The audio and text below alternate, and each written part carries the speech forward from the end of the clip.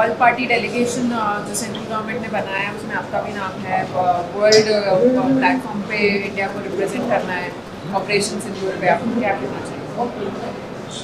तो मैं तो शुक्रिया अदा करता हूँ और जाहिर है पहलगाम के उस अनफॉर्चुनेट और बड़ी हौलनाक वाक़े के बाद जो हमारी गवर्नमेंट ने पाकिस्तान में जो टेररिस्ट हेडक्वार्टर्स को उनको निस्तो नाबूद किया और फिर उसके बाद से जो हालात पैदा हुए आप और हम जानते हैं, तो ये बहुत ज़रूरी है कि हम जहाँ कहीं भी गवर्नमेंट हमको भिजा रही है, क्योंकि ये गवर्नमेंट ऑफ इंडिया की तरफ से है, इसमें तो कोई पार्टी एफिलिएशन नहीं होगा, ना रहना चाहिए। तो जो देश का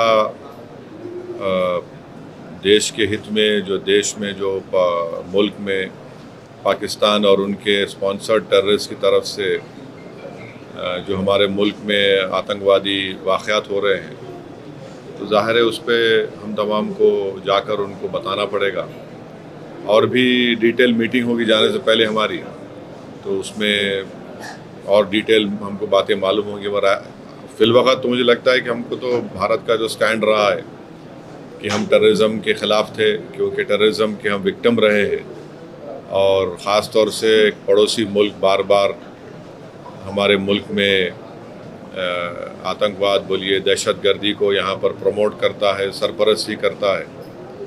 तो ये उनको इन तमाम एक इम्पॉर्टेंट काम है और इंशाअल्लाह मैं तो पूरी कोशिश करूँगा इस जिम्मेदारी को अच्छी तरह निभाने की।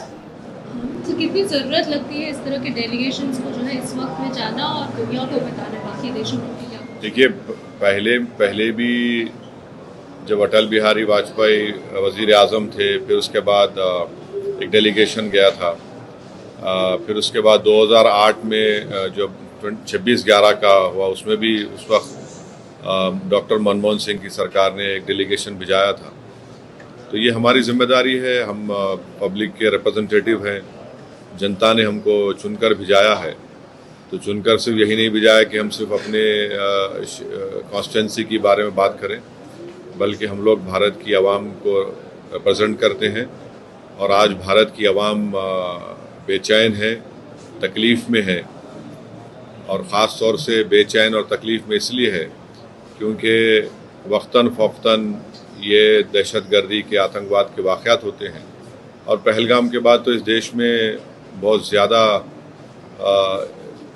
सब भारत के लोग यूनाइटेड हैं कि टेररिज्म को ख़त्म होना चाहिए।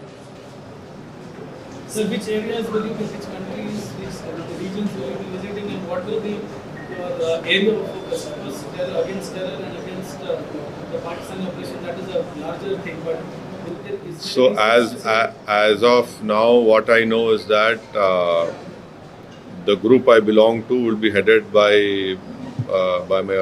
my good friend Bhai Jayant Panda. Jay Panda would be heading this group. I think so. This group of MPs would comprise of Mr. Ashok Shringla as well, the ex-Foreign Secretary, and who else is there?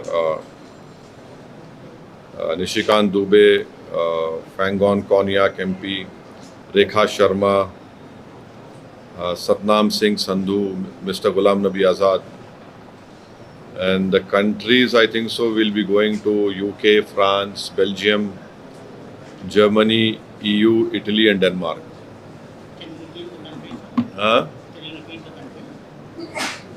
I think it is UK, France, Germany, Belgium, Italy, Denmark and EU, European Union.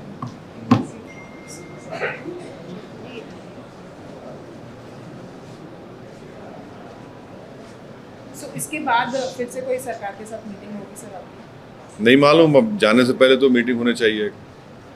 Sir, ये delegation को लेकर भी कहीं ना कहीं सवाल उठ रहे हैं। कांग्रेस की एक लिस्ट आती है, शशि थरूर का नाम नहीं होता, अभी आया है इसमें शशि थरूर जी का नाम है। इस पर जो जिस तरीके से अभी पूरी राजनीति चल रही है उस पर क्या? मेरी पार्टी का मेरे से पूछो, आप दूसरी पार्टी में मेरे से क्यों पूछो? डेलीगेशन के आप भी मेंबर। अरे नहीं, तो आप पार्टी का पूछ रहे ना, मैं कैसा बोलूँगा दूसरी पार्टी के बारे में? डेलीगेशन मेंबर्स में लिस्ट को लेकर वो पार्टी से पूछ लो, वो जो पार्टी के है मैं कैसे बोलूँगा दूसरी पार्टी के बारे में। मैं तो When the delegation will leave, sir? वो बताएंगे, वो आजकल नहीं बताएंगे, आजकल नहीं बताएंगे। तो पाकिस्तान जिस तरीके से खासकर वहाँ पे जो नेता है जिस तरीके से बयान दे रहे हैं और कई बातें जो है झूठ भी जो बता रहे हैं, उसको लेकर कैसे देख रहे हैं आप? अरे झूठे हैं वो, कब सच बोले? झूठ की बुनियाद पे देश बनाए सो हैं वो लोग, तो झूठ ही बोलेंगे ना, तो झूठ ही बोलेंगे, झूठ बोलेंगे, बकवास करेंगे, बार बार डराने की कोशिश करेंगे हमारे पास न्यूक्लियर बॉम्ब है, न्यूक्लियर बॉम्ब है। ईरान के पास भी न्यूक्लियर बॉम्ब है, इजराइल के पास भी है, क्या दोनों रुक रहे क्या? एक दूसरे को मार रहे बराबर। न्यूक्लियर बॉम्ब है तो हम क्या करेंगे? आप क्या वो करेंगे क्या? How you see the role of Turkey in this whole conflict? There are reports that at least 2 of their men also either injured or killed in action in Pakistan. I don't know. I cannot comment on it unless and until the government of India or our army comments on it.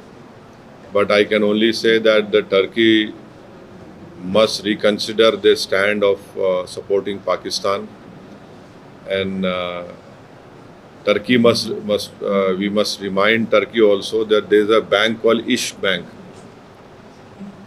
and in that bank the earlier depositors were from people of India, from Hyderabad state, Rampur state.